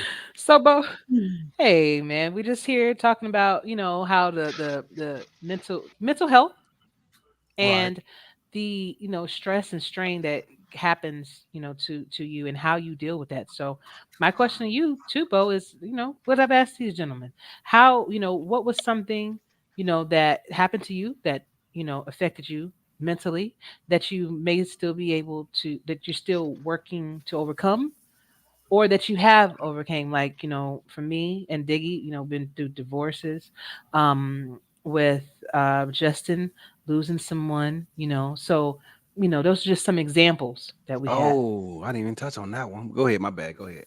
No, go That's ahead, one of the Eddie. main ones I thought you was gonna talk about. Go ahead, Eddie. Nah, man, it's your segment, bro. You do you. You know what? To be honest, we'll be able to get back to you in just a second, Eddie, because mine is relatively short, man. Um, I've as far as things or people that I've lost in the past, I've lost quite a few. My sister, my only sister, my only sibling passed away when I was about 15 years ago. Then a few years after that, my grandfather passed away, which must have been about 2015. And then 3 years later, my dad passed away in Mm. 2018. Um, so I've had a fair share. Now, granted, it's not as much as some, I'm sure, but I've had my fair share of tragedies. My sister, to be honest, may have been the most surprising because she was only 36 years old. And that was, like I said, that was my older sister. That was my only sibling. And that one was pretty tough. I had a young niece at the time. I had a 2-year-old niece and a 15-year-old nephew who didn't know much about life. And my sister was a single mom at the time, and so there was a very rough period that ensued after that with custody battles and who was going to raise her kids. And it was just a really rough time. But uh, I think I have a really good understanding of life, and that helps me, and I owe a lot of that to my parents. And, I owe a lot of that to, my dad was always a real person, and he kept it real with me, even when it came to talks about conversations about death. And, and the fact that if you live long enough, people around you are going to die. And it wasn't really a morbid conversation. It was more along the lines of, my dad used to always tell me to never be frightened by sudden attack. That was his favorite, one of his favorite sayings, because and basically, it echoed, very, very loudly in my ear when I got the phone call that he had passed away, because it was very unexpected.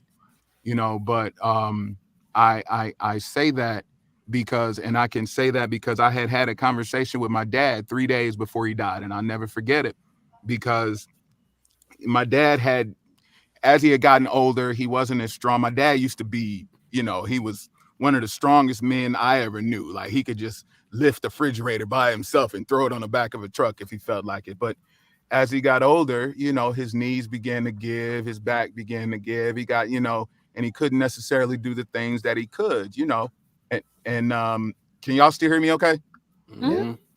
Okay. I don't know if Discord all of a sudden decided to do an update, so now I can't see y'all, but as long as y'all can hear me, I'm okay.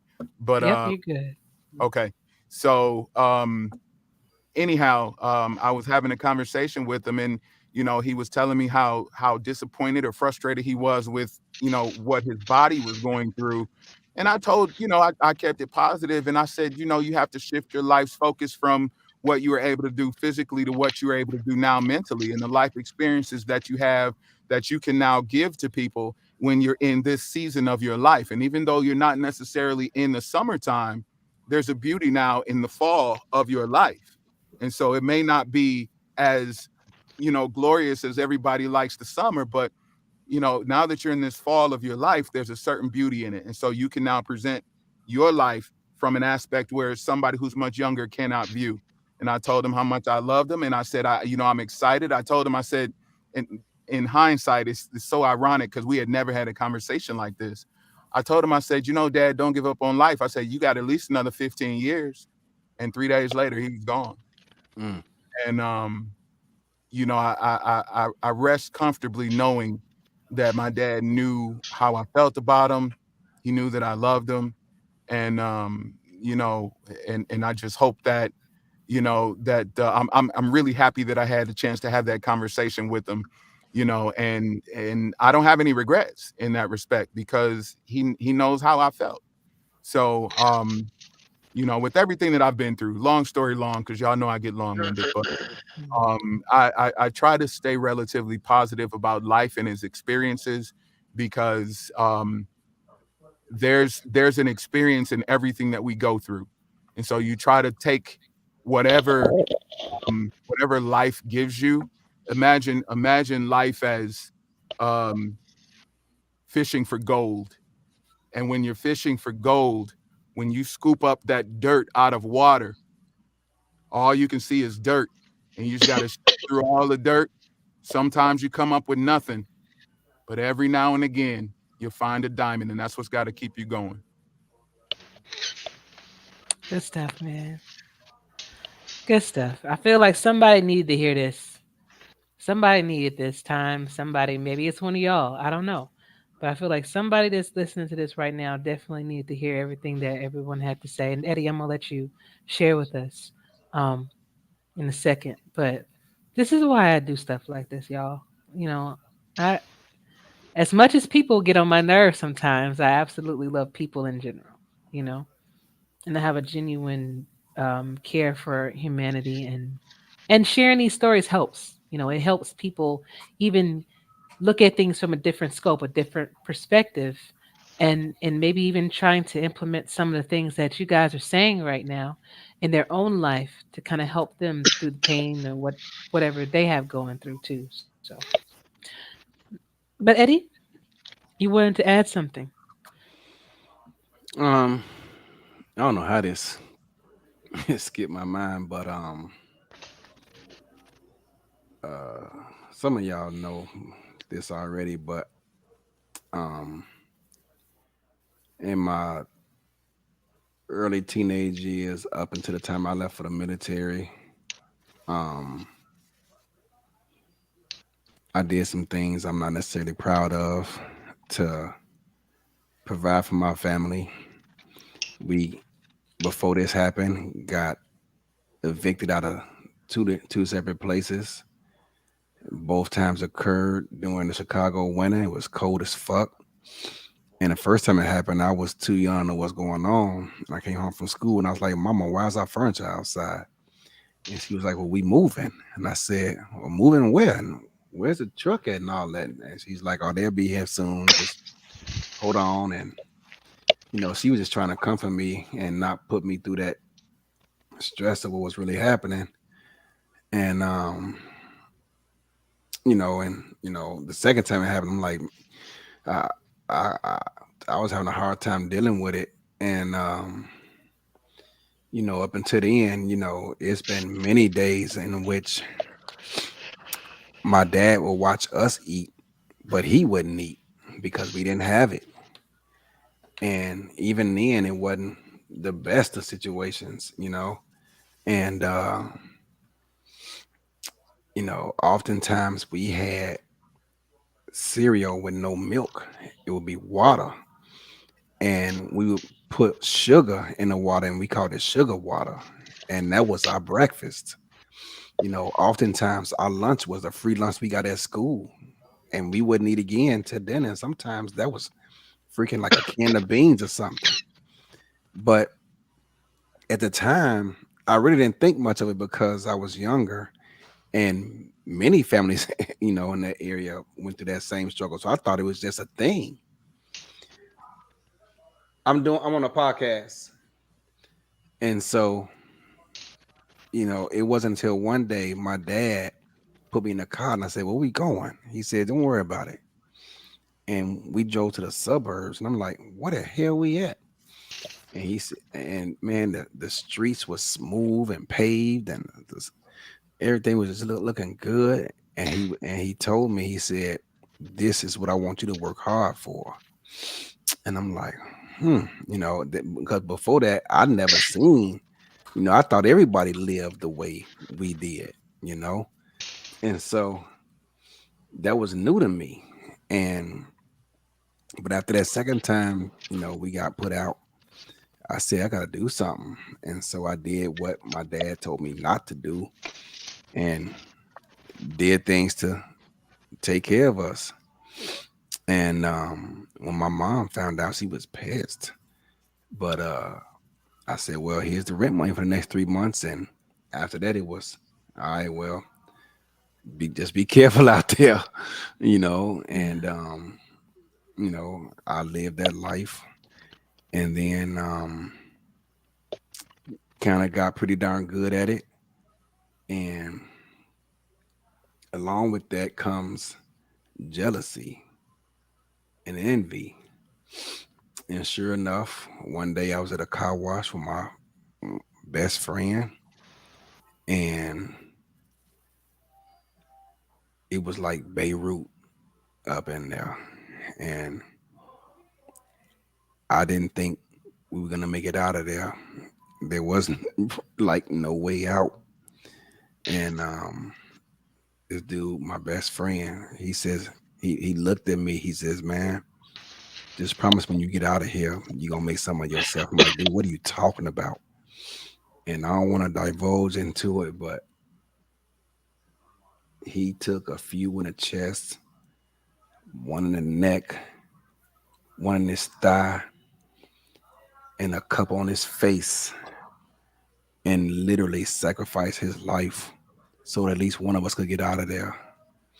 His name was Antoine, and I'll never forget him. I celebrate his birthday, the day he died, every year. I love him because without him, there is no me. And it was hard for me to deal with that for years. And sometimes I ask myself, man, bro, why'd you have to do that, man?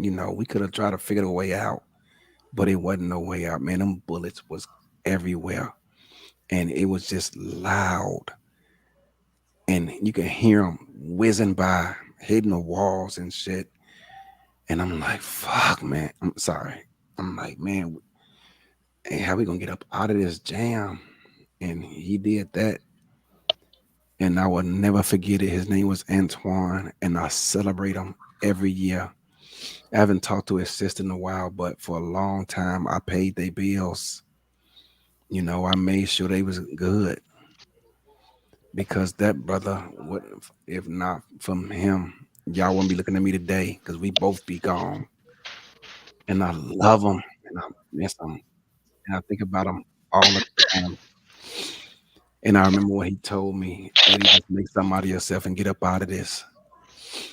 And I did just that. I mean, I got up out of that and ran to the military because there is no getting out. You don't just say, hey, y'all, that's it. Once you in, you win. So I ran. And I ran all the way to the U.S. Army. And that was my way of escaping. But if not for him, man, bro, I wouldn't be here. And I'm sorry, y'all, but I think about that shit a lot. But yeah, man. Yeah. So the way you're dealing with that is to kind of commemorate him because isn't Oh he a yeah. member on our team? Isn't he a player on our team?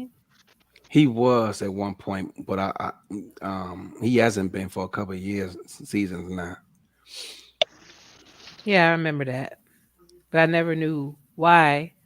But now I understand. Um, hey man, like I said, it's that pain is something that it affects mental, affects you, and it's something that that you are learning to deal with every day. Anytime you lose somebody, especially when they sacrifice for you like that, you know, Yep. that's tough, man.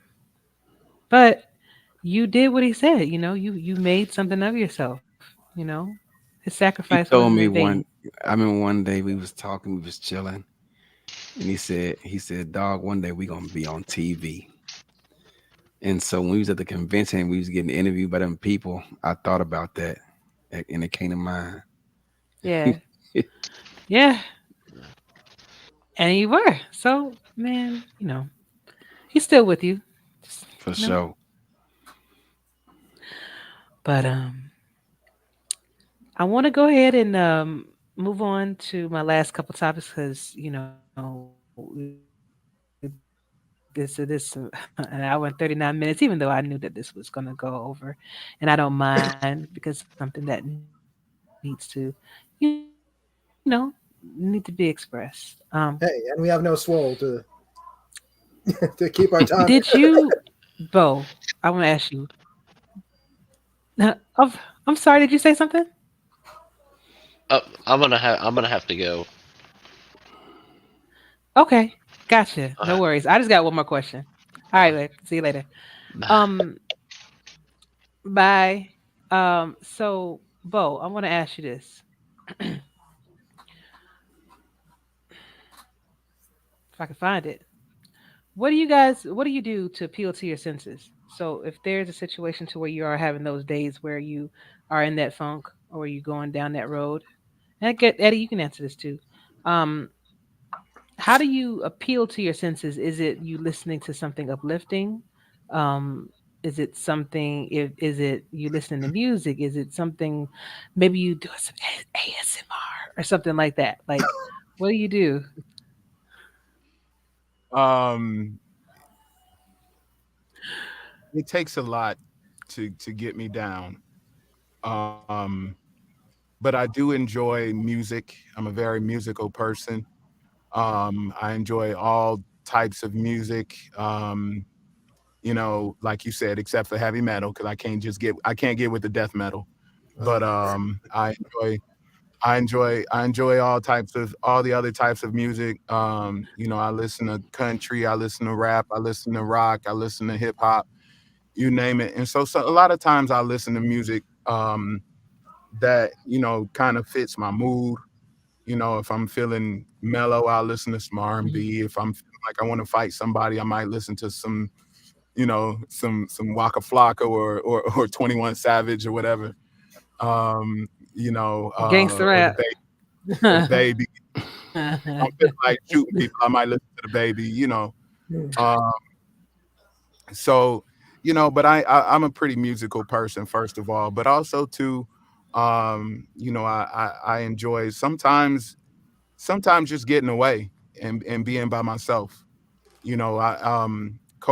COVID taught me a lot about being by myself because I never was an introvert at all. I was always very extroverted, but COVID taught me a lot about being by myself, and so I learned to appreciate being alone, just spending time. Sometimes it might just be me and my dog, um, and that's why my wife didn't understand. My dog passed away a few months ago, and she didn't understand why I wanted to get another dog right away.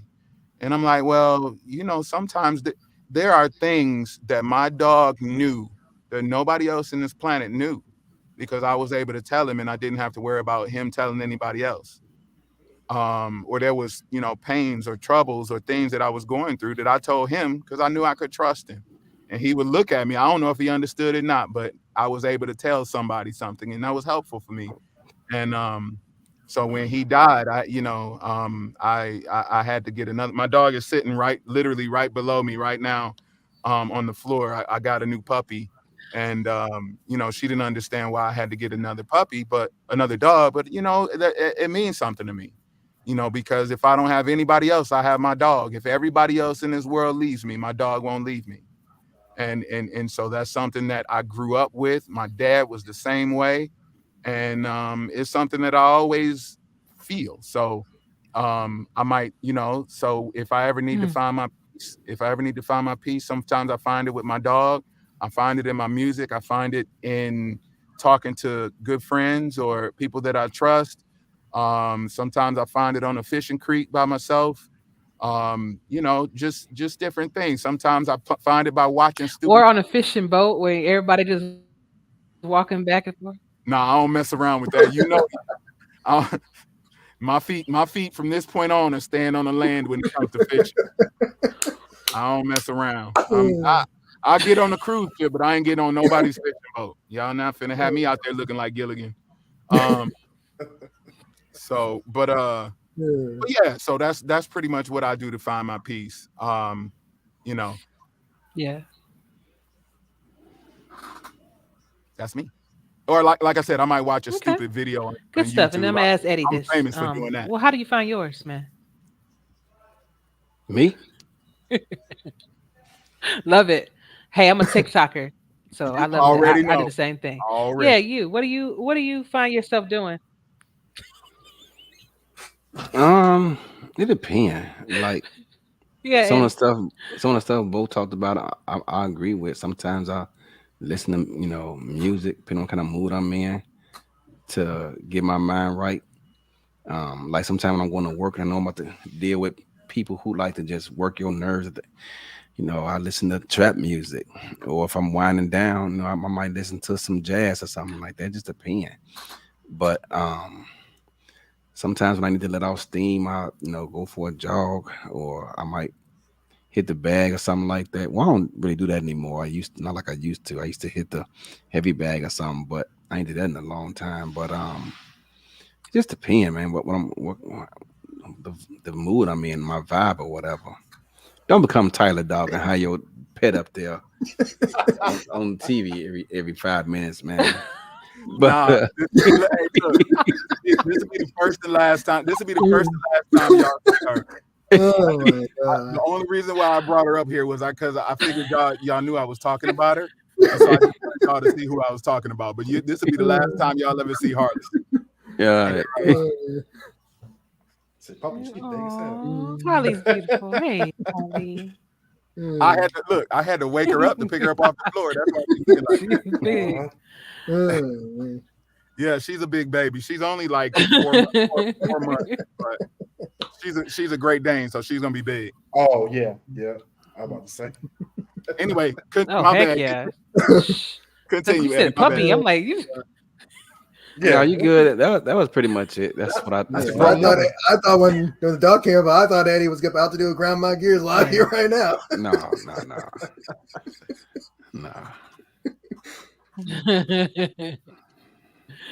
Oh man. Well, guys, this was a good talk. This was a really good session. I had a couple more points, but I think I'll save that for the off season when I do the show again, more than likely. I do get a lot of feedback. I do get a lot of people that actually request to have this show because it helps, they feel like they can relate when they're hearing stories that may be similar to theirs, to their life experience, right? So I want to take the time out to thank all of you for being on here, for sharing your stories. I'm sad Diggy had to go, but I do understand with the babies he had to. But I want you guys to have the last word as far as, leaving somebody that may be listening with just some good advice on um, just in general about mental health and maybe how they can overcome an adversity that they may be going through in their life. And I will start with you first, Justin. Yeah, I was just about. I was gonna say if it's the SFL, if you have a problem, you could talk to your like your GM if your owner's not in the locker room. Talk to your GM and a DM. Like if somebody in Vegas was having a mental issue, I could just like DM me, or if you're on another team, just DM your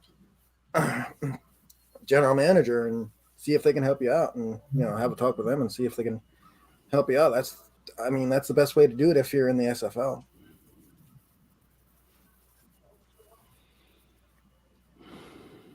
Okay. Appreciate that, Justin. Thank you for being here, brother. John, some good words for the people, man. Um, biggest thing is just talk to somebody. Day and day, it's not good to holding anything because, like you said earlier, it's that stuff's just going to build right up and explode. So it's good to talk to somebody. Even if you maybe don't feel comfortable with people around the league, like Diggs said earlier too, you can hit the hotline too. But at the end of the day, talk. And that's one thing that I've had a battle through myself too. Is you got to Yeah. bring that out. It's not good to hold it in. So there's plenty of people here, um, that anybody can really talk to, and just get it out there.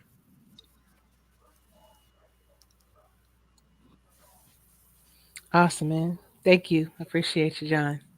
Thank you. Bo, One of the reasons that welcome. Alamo City is so successful Oh and God. Oh, here we go. um, Here we go. listen, no. See, I'm trying to be serious, right? And y'all, Uh-huh. listen. Don't get mad at me because first of all, don't get mad at me because we 9-1. So Uh-oh. let's just be clear, all right? So, but that's not even where I was going. Y'all made me go there. Okay. So what I was saying was one of the reasons that Alamo City is so successful, and we are, right? So I don't have a problem saying that. One of the reasons we are so successful and have been for such a very long time is because it's not about the SFL. We realized a long time ago that if you have good people, you will have a good team. Okay. And I think a lot of people still don't quite understand that. They fail to realize that it's about more than football. And one thing that my team knows about me is they know they can count on me. I don't care if you want to call me and talk about something that ain't got not a doggone thing to do with the SFL, right? They know they can reach out to me, and they know they can reach out to the other four owners on my team the same way. They know they can reach out to my GMs, right? As leaders, we take our leadership role seriously. I have and we take what we do, and we try to we really are a family, and we created that environment for our players, and they recognize it and they understand it and they appreciate that. Now, I'll say that about my SFL team, and that goes for anybody in the SFL period. I don't care whether you play for Alamo City or not. If you need to talk to somebody, know that you can reach out and we can talk about it. Now, that much being said, um, mental health is real, mental health is important, and it's very important that everyone feels heard, that everyone feels that their voice matters, because there are a lot of people who are going through things in this life that you may never know. And similar to social media, a lot of people tend to put on this funny face where everything's hunky dory and life is great, and they try to pretend that there are things that that aren't necessarily true are true. But you never realize that there are people who have dropped out of the league because they didn't have $7 to pay their monthly fee, right? Mhm. There are people who are who struggle, to comment in chats because they can't afford internet. So there are people who disappear for weeks on end because they simply have gotten into it with a parent, or they've gotten into it with a loved one, and they may be homeless. We don't know what people are going through, so it's very important that people understand that, Yeah. to be understanding of others. If everybody really loved everybody like they wanted to be loved, the world would be a much better place. And so people need to just really understand that mental health issues are real, but a lot of the mental health issues that people go through can easily, not everything. So let me be clear before I make this statement. There are times when medical help is needed, but a lot of the mental health issues that we face could be cured Yeah. just by loving and appreciating one another and taking care of one another, right? And then once we sift through what needs to be taken care of by love and concern, then we are free to address those medical issues that need to be taken care of by medication, right? But the challenge is we don't necessarily get a chance to see the difference, because they can look very similar, but we don't take the time to seek out the differences in what is a truly issue where something just needs to be dealt with on the love side versus what needs to be dealt with on the medical side. But we can all help. We can all do a part to help, to help figure it out together. And then essentially we can eliminate medical health issues, or at least narrow them down, so that the people who truly do need help on the medical side can get the help that they need. And then once we do that, I figure that the world will be a much better place. So anybody who truly feels like they need to reach out, reach out. If not to me, if not to AJ, if not to anybody here, reach out to somebody, because we all, every one of us has a place on this earth, and none of us should leave this earth because we feel unappreciated, or because we feel like we're not wanted here. There's not a single solitary person who does not have something to give in this life. And that's important that we all realize it.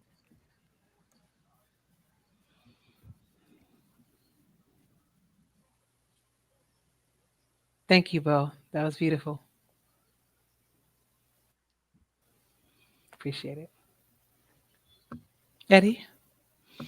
Um, I think it's refreshing that more people are starting to feel comfortable talking about mental health and addressing the importance of speaking out. You see a lot of athletes these days, and um, actors, actresses, and stuff like that, public figures speaking out on it and how they're struggled to deal with for a long time. But so that's good to see. But you know, I didn't take that approach of reaching out and speaking to someone. Because, like I said, I was in the military, and that was just something as a soldier we didn't do. 'Cause it was frowned upon. I wish I would have, because perhaps I could have learned to deal with it sooner and addressed it and not kept it bottled in. Heck, it may have helped me deal with the loss of my friend, Antoine, better. I don't know, but I'm glad that you know, I shouldn't say that. I'm glad I'm not alone, because misery loves company. But I'm glad there are people who can share my experience and say, "Dog, I've been there, and this is how I related to it, and this is the advice I give you." So, um, that's pretty much all I got. But like they said, reach out to people, um, because like me and you have the convos me and you have had, it's a lot easier to deal with life situations when you have someone to talk to, and sometimes keeping that stuff bottled up just makes the situation worse rather than actually reaching out.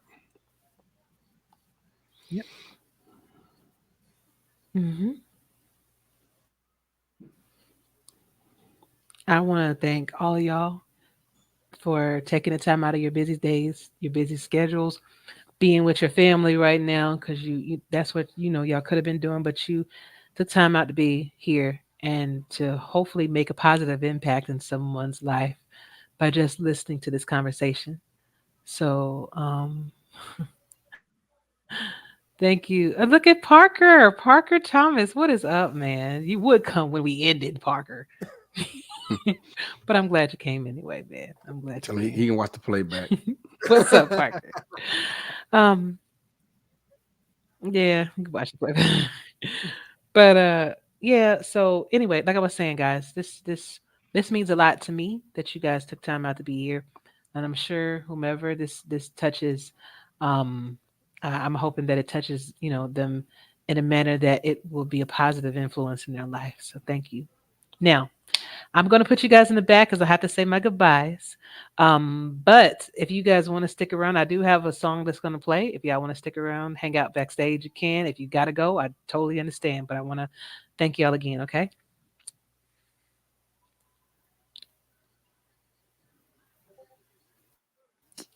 Boom. I know.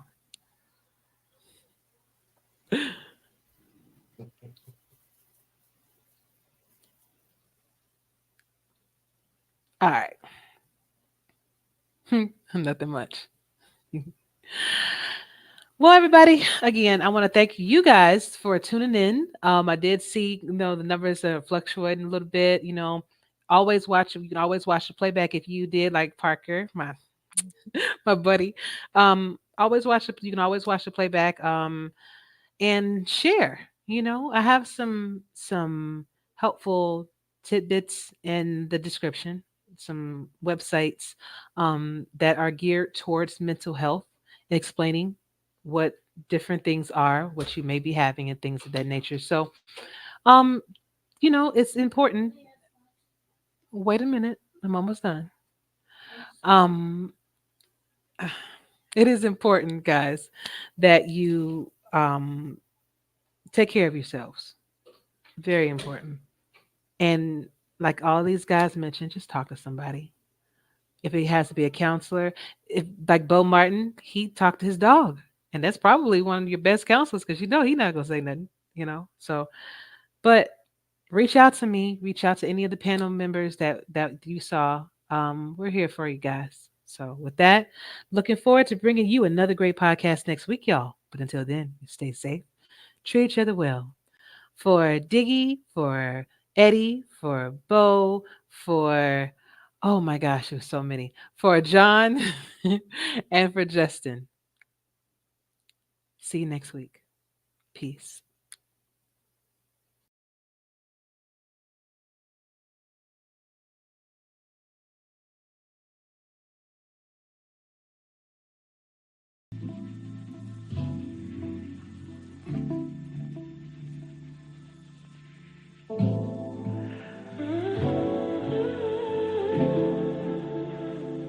Good and plenty like a Georgia peach tree. Big and sweet, tweet behind the scenes, running down your knees. Water flooding me, feeling up to my teeth. I looked over to the left. I think we should let it rain tonight. No, I love it when we slip inside. Don't stop loving, got enough supply. Sleep, wake up and repeat. You'll get every little bit. You ain't never seen a drip like this. Heaven at your fingertips. Don't you let a minute slip. Just say you have me. Oh, taste and see. Hope you don't sleep on me. I got good and plenty. I've been all the spaces in between. It's magic when I taste you in the beam. An average day is spent all in the sheets. Emphatic when I tell you what you mean to me. Chemistry, intimate memories. Every time I give you all my energy. Emphasis, never sleep. Never sleep. Say you have me. Oh, taste and see. Hope you don't sleep on me. I got good and plenty. I've seen all this before in my mind. All I ask is take your sweet time. Roam around and see what you find. Long as I can call it